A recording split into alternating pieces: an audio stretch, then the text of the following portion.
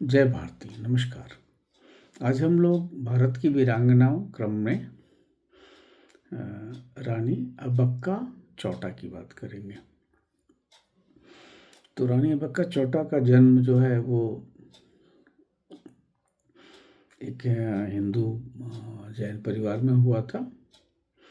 उनके पिता थिरुमल राय चौटा थे और माता चन्ना भैरवी देवी थी।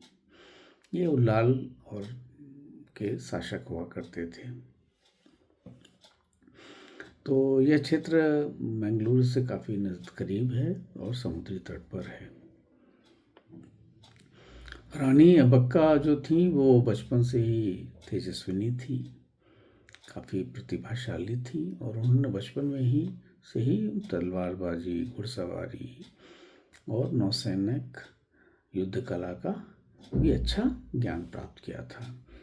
उनको प्रशासन और समुद्री व्यापार का भी में वो तीक्ष्ण हो गई थी।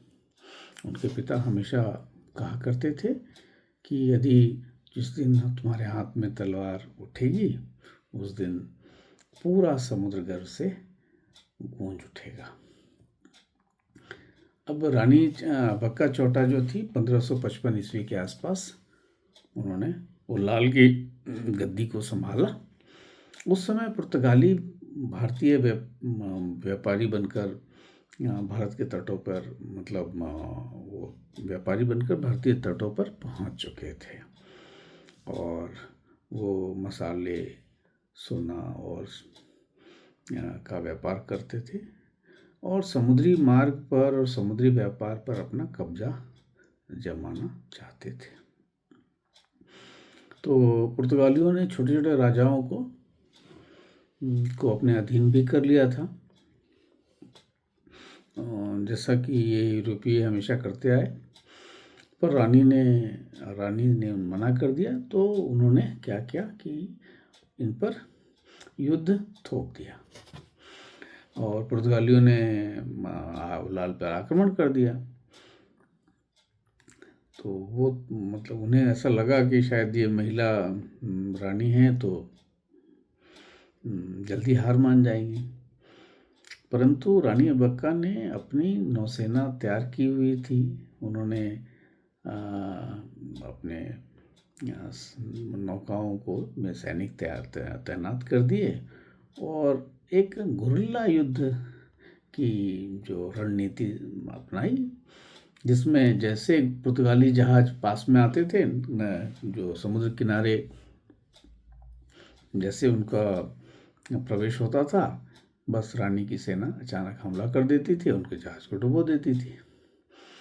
तो सबसे बड़ा जो युद्ध हुआ वो करीब 1568 ईस्वी में हुआ और इसमें पुर्तगालियों का बहुत बड़ा बेड़ा जो था वो उल्लाल में आया और रानी ने आगे बढ़कर अपने सैन्य का नेतृत्व किया और सैनिकों के साथ लड़ी। युद्ध मैदान में पुर्तगाली किले पे धावा बोला और कई और शत्रुओं को बंदी बना लिया। पुर्तगाली सेना भाग खड़ी हुई। तो जब वो यहाँ तक कि पुर्तगालियों के जो उस समय के गवर्नर हुआ करते थे, उन्होंने काफ़ी इनकी प्रशंसा भी की। हालांकि यह काफ़ी दिन तक नहीं चल पाया और अंत में जो था वो कोशिश उन्होंने बहुत की परंतु पुर्तगाली भी उतने ही ये थे। उन्होंने क्या किया कि उन पे वापस हमला किया, पुनः आक्रमण किया और इनको घायल हो गई युद्ध में और इनको बंदी बना लिया और फिर 1570 ईस्वी के आसपास इनकी जो जेल में ही, कारागार में ही मृत्यु हो गई।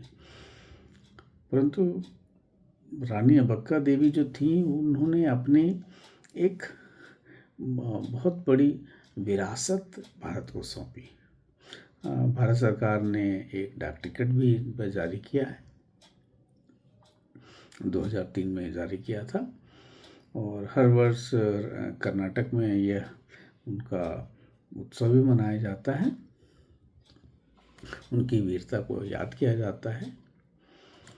और इस कहानी से हमें यह शिक्षा मिलती है कि मतलब एक तो वो जो भ्रम है ना वो टूटता है कि केवल पुरुष ही शासक होते थे और पुरुष ही ऐसा थे और वैसा थे और हमने सब विदेशी आए तो हम हारते गए, ऐसा बिल्कुल नहीं था।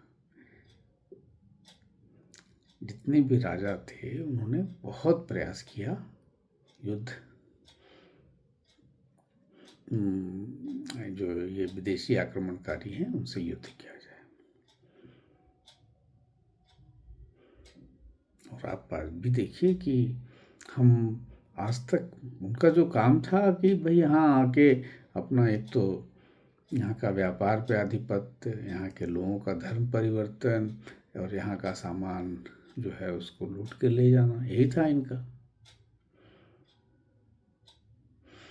आप देखिए इसको भारतीयों ने मतलब होने नहीं देने का प्रयास तो किया ही। हालांकि अंग्रेज़ों के समय जब आए तो अंग्रेज़ भले उसमें काफ़ी कामयाब हो गए। उन्होंने जो नीति बनाई बांटो और राज करो में, एक समाज को दूसरे समाज से लड़ाना, उसकी नीति की और भारत को अंदर से कमज़ोर कर दिया। और जब तक हम नहीं बटे थे तब तक तो हम लड़ ही रहे थे। तो ये कहानी का ही प्रयास है कि ये ऐसी जो वीरांगनाएं थी उनकी बात समाज में जाए, लोग समझें और हम प्रेरित होकर देश की प्रगति के लिए काम करें। आशा है यह आपको अच्छा लगा होगा। नमस्कार, जय भारती।